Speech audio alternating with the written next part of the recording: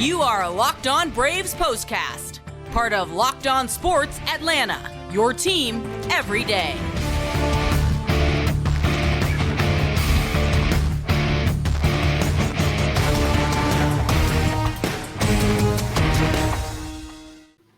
Hello and welcome into the Braves POSTCAST, part of Locked On Sports Atlanta. Grant McAuley, Jake Mastroianni with you after another great night of Braves baseball out west, and they're making a habit out of this thing out at Dodger Stadium. The Braves in extra innings prevail by a 4-2 score over Los Angeles. It took some home runs. It took some great pitching. It took excellent work from the bullpen. Took a little bit of everything, and the Braves had it all working in their win over the Dodgers to secure a series victory for the first time in L.A. in over a decade. That's just one of the many things we have to talk about on this edition of the Braves POSTCAST. I want to remind you before we get started, make sure that you subscribe to Locked On Sports Atlanta on YouTube. Click that little bell there. You get notified every time we drop a new episode. Make sure you leave us a like and a comment. We appreciate those. Tell a friend all about what's going on over here, and subscribe to Locked On Braves wherever you get your podcasts.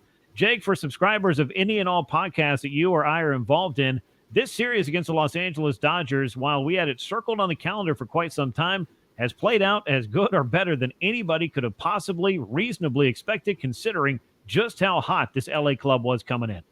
And the fact that this is at the end of a pretty long West Coast trip for the Braves, and then be able to come and play like this the way they have, highly encouraging for this Braves team going into the final stretch and into the postseason where they could see this team again. Yeah, they definitely should feel good about where they're trending heading into the month of September now. And with October growing closer by the day as well, lots of different things in the series and in this game that I think we can take away from for what we would expect the Braves to be capable of, and what the Braves are showing us, I think, more so that they are capable of this season. Let's jump inside the line score and the box score of game number 135 of the year. Braves now 90-45. If you're scoring at home, that's a .667 winning percentage. That is a pace for 108 wins if the Braves keep this up. It has truly been an incredible year, and they're doing it against virtually everyone, including a club like the Dodgers. 4 runs, 5 hits, no errors, 4 men left on base for the Braves. Dodgers 83-52 now as they drop the first 3 games of the series. 2 runs, 6 hits, no errors, 10 men left aboard. LA went 1 for 10 with runners in scoring position. That was a big part of Bryce Elder's night, a big part of the bullpen's work. Lots of things went well as far as that's concerned. Michael Tonkin picks up the win in relief with a scoreless 9th inning. He's 6-2. Alex Vesia gave up the big home run. It was Orlando Arcia who broke the 1-1 tie and gave the Braves the runs they needed for this win. And Bryce Elder worked the 10th inning for his 28th save of the year. 2 hours, 43 minutes, time of game, 51,470 on hand at Dodger Stadium to see it. And what they saw was the Braves win their first series in L.A. since April the 23rd through the 25th of 2012. And Bryce Elder was the man who got it started. 6 innings of 1-run ball. And Jake, I felt like this was a grind for Bryce Elder at times. There were the 4 walks in this game, but he continued the trend of doing something that I think he has done about as well or better than any other Brave starter this year, and that is making pitches and finding ways to get outs when he needs to. Certainly helps when you got that ground ball in your back pocket. Got a big one of Will Smith with the bases loaded there. That was huge to help him get out of it. I honestly thought he threw the ball better in Colorado, where he gave up 4 runs. It was really a battle for him, especially in the first 4 innings, and he dodged some bullets there. Like you said, making some big pitches, though. I thought the 5th and the 6th inning were his best innings, really started to find the command and control of those pitches. So, again, just, Bryce Elder continues to show this year what he's able to do, go deep into ball games, even when he is struggling the way that he is, again, with that sinker baller and the pitches that he has, he can get those ground balls to help him get out of jams. So, again, probably didn't have his best stuff, and he still goes 6 innings and only allows 1 run against the Dodgers in this game. I think that tells you, exactly where Bryce Elder is at this point. Yeah, it should tell you a lot. It should tell you a lot about, I think, the maturation process of a young starting pitcher. I mean, he's entering uncharted territory. Most innings he's ever thrown, most times that he's had to start. I mean, it's not new, this throwing every 5th day thing, but it's how long you're going to have to do it to get through a big league season as opposed to your minor league days. That's one of the big parts, I think, of this year. And as Bryce was working his way through his second half struggles, you just kind of felt like he had the ability to do what he did in the first half, because it wasn't like he lost miles per hour. It wasn't like he started walking the ballpark. It was not some big thing that you could just put your finger on and say, well, if he could just fix that, everything would snap back to normal. But he's found ways, I think, to minimize damage, to be able to get the ground balls when he needs to. He just kind of had to make that adjustment to get back in the strike zone in this one. And I think you're absolutely right. He looked better as the night went on than he did early on, but he was able to get out of the jam, and the Will Smith ground ball was a big part of that. 5 hits, 1 run. It was earned, 4 walks, 4 strikeouts for him, only 92 pitches. It felt like he threw a whole bunch more than that, but he really did not. 55 of those strikes. It was a grind for him, but he was able to give the Braves that quality start. Ronald Acuna Jr., meanwhile, gave Bryce the only run that he would get in support. It was a monster home run to dead center field.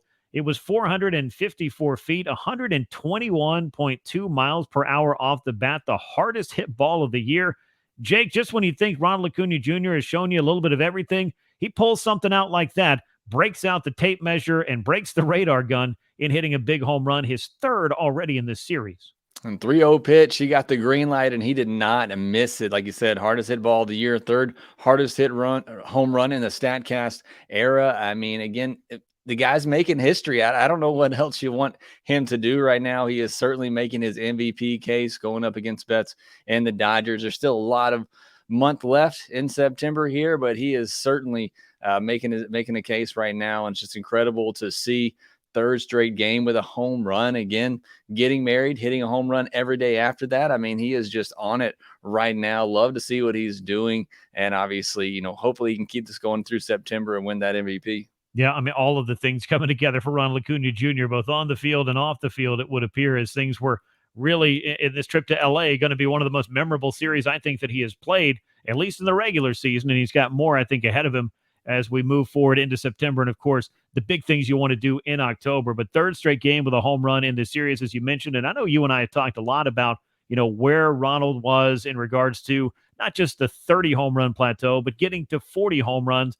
Had a lot of people kind of questioning, well, I don't think he's going to get there. 35 max, that's really what it's looking like. And for a moment it was. He's got 3 home runs in this series. He had 3 home runs in the 21 games leading up to this. So he really wasn't on that pace. But this just goes to show you, Jake, I always feel like that Ronald Acuna Jr. has a home run binge somewhere in his future. And he just happened to find one out in Los Angeles at a ballpark that has been historically very unkind to the Atlanta Braves.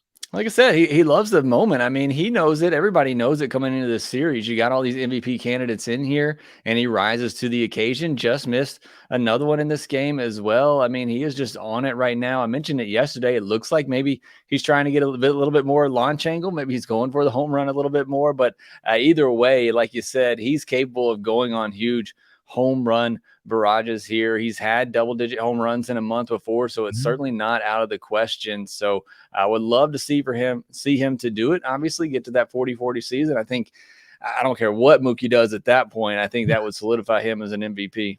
Yeah, you get 40-40 with 200 hits, maybe 40 doubles, 100 RBI out of the leadoff spot. I know that's something that Mookie Betts is going to have in his not-too-distant future as well, leading the league in stolen bases, creating clubs that didn't even exist.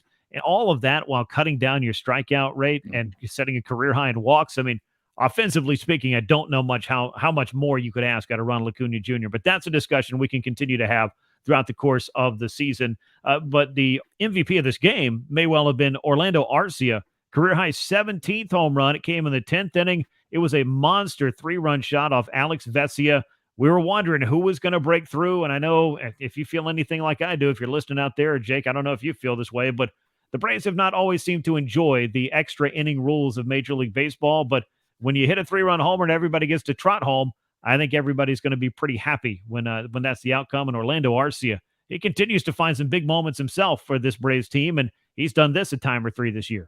He has. And look, it's a fastball right down the middle, but it's not easy to hit a baseball. I don't care where it is. And he absolutely crushed it, squared it up. Loved the walk from Murphy before that. He's struggling, had 2 double plays hit into in this game, but he gets the big walk there to extend the inning and get it to Arcia. Just a weird night offensively for both teams. Neither offense really could get anything going, and you felt like it was going to come down to that one big swing. And we talk about all the time with this Braves lineup and how deep it is. I feel good about their chances of somebody getting that big swing, and it doesn't matter whether it's Acuna hitting at the top or Arcia at the bottom. They're all capable of doing it. So again, on a night where maybe the offense didn't have it, Dodgers kind of threw the kitchen sink at them, had a kind of somewhat of an opener. They threw a lot of the really good relievers late in this game as well, but the Braves able to come through with that big hit. Yeah, and the Braves bullpen. Let's talk about this group for just a minute, because Joe Jimenez came in, huge bounce back outing for him. I thought he looked great. A.J. Minter got into a little bit of trouble, but then he was able to get some big strikeouts for himself, close out a scoreless inning on his birthday, no less. So happy 30th to A.J. Minter. Celebrate with a win. And then you got Michael Tonkin. I've got this guy's name circled in red here. Another huge, opportunity for him, a huge outing in this series. He got the big strikeout. Now he comes in the ninth inning, scoreless frame to keep it tied, punches out Mookie Betts to close it out. I think Michael Tonkin, we're seeing a little bit of emotion from him. He's been kind of one of those unsung heroes for the Braves this year. I know he's not the guy that you expect to be coming through the bullpen door in a 1-1 game against the Dodgers, but he's been able to come in these big moments in the series and prove that they're not too big for him.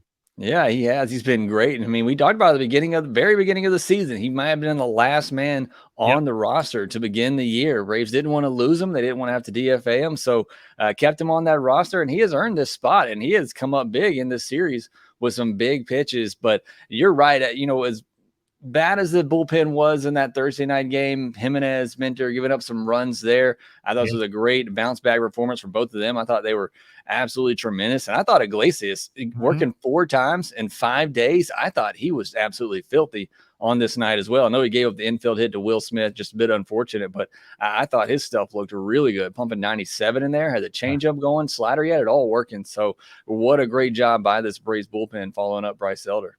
Yeah, just needed that one day off, it would appear, for that little reset. Kirby Yates getting the save in Game 2 of the series. Rysel getting his 28th of the year. I know he was charged with a run. It comes on what I kind of jokingly call the Manfred man. I did not coin that phrase. I think Jason Stark of The Athletic may have, but either way, it was the inherited runner that scored. Infield hit. I mean, if you've got Orlando Arcia cheating up the middle a little bit more, or if Ozzy Albies is able to perhaps get to it a little bit more quickly, who knows? Maybe that's a hit that is not. That's a base runner that does not get on. But either way, the Braves had done what they needed to do, not just manufacturing a run in the 10th, but getting the 3 on the big home run from Orlando Arcia.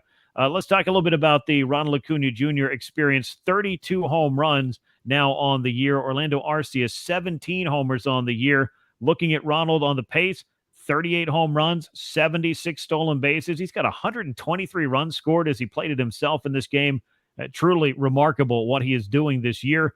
And then as far as the StatCast is concerned, you mentioned 3rd hardest hit home run in the StatCast era. So since 2015, 6th hardest hit ball overall. I mean, this is just some crazy stuff by Ronald Acuna Jr. And I went and looked at that StatCast leaderboard. And I know, Jake, you'll be shocked to know, if you look at the top of the average exit velocities, you'll find a familiar name, and it's Ronald Acuna Jr. What can't this guy do is starting to become my question. Yeah, I don't know. Like I said earlier, I don't know what else you want from this guy and what he's doing this season. I mean, just doing it all. It's really fun to watch. Again, just thankful that we get to watch this on a nightly basis and see it and see how fun he's doing. And again, we've talked about it all year. You saw him last year grinding through it, coming back from that injury, and just knew he wasn't able to be the player that he knows he can be. So see him to come back this year, the fun that he's having, being able to do just these incredible things that we know he's capable of. It's just been so fun to watch all season long. Absolutely. Big part of a season series win for the Braves over the Dodgers as they take 3 of the first 4. Lost 2 out of 3 back in Atlanta earlier this year, but now the Braves have won at least 4 of the 7 games. They have the chance to go for the sweep. We'll talk about that in just a moment. Want to go through the magic numbers. Want to make sure I get them right tonight. The NL East magic number is down to 12, clinching a postseason berth down to 7, and home field advantage throughout the playoffs. That magic number is now at 22 after the win over the Dodgers. We'll talk a little bit about Game 4 of this series with Charlie Morton on the mound for Atlanta, looking for that sweep. After I tell you about our friends over at FanDuel, they're the sponsor of this episode of the Braves Postcast. Get ready for NFL season with incredible offers from FanDuel, America's #1 sports book, because right now new customers can bet $5 and get $200 in bonus bets guaranteed. Plus, all customers who bet that $5 will get $100 off NFL Sunday Ticket from YouTube and YouTube TV. And so now is the best time, it sounds like to me, to join FanDuel. The app is easy to use. You can be on everything from spreads to player props and more. Visit FanDuel.com/lockedon and kick off the NFL season with an offer that you won't want to miss. FanDuel is the official partner of the NFL.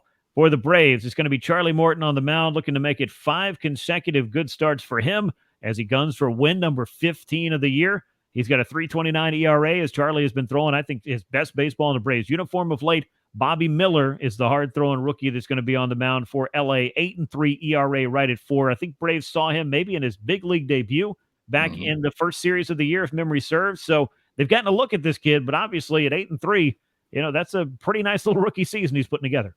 Yeah, good young starter over there for the Dodgers. They turned those out over there. She handled really good tonight, just not stretched out quite yet. But yeah, he did make his debut against the Braves. 5 innings, 4 hits, a walk, 1 earned run, and 5 strikeouts. So he was able to hold down this Braves lineup. But Charlie Morton, I mean, the run he's on right now, being able to command those pitches, limit those walks ever since that start against the Mets. He's been so good keeping the ball in the yard as well. You know how devastating he can be with that curveball when it's on. So hopefully that continues for him. Would love to get a sweep, obviously, and end off this West Coast trip.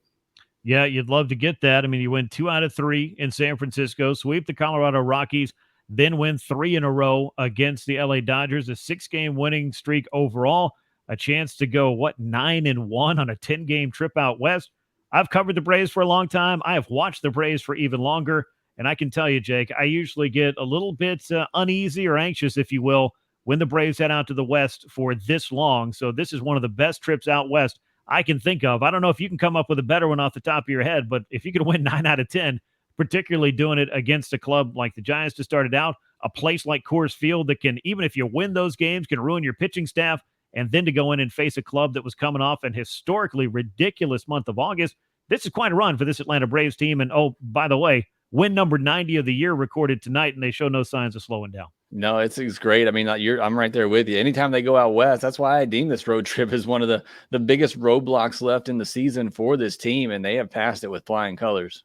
Yeah, they definitely have. They took the hottest team in baseball. They've thrown 3 buckets of water on them thus far. They'll look to completely put out that fire, or at least in this series, as they go for the sweep behind Charlie Morton in Game 4. That comes your way on Sunday afternoon, 4:10 p.m. Eastern time, the first pitch. It's Morton against Bobby Miller as the Braves look for that 4-game sweep against the Dodgers. That'll wrap things up for this edition of the Braves Postcast on Locked On Sports Atlanta right here on YouTube. Make sure you're subscribed, hit the bell, get those notifications. Make sure you leave us a like and a comment, share the show with a friend, and subscribe to Locked On Braves wherever you get your podcast.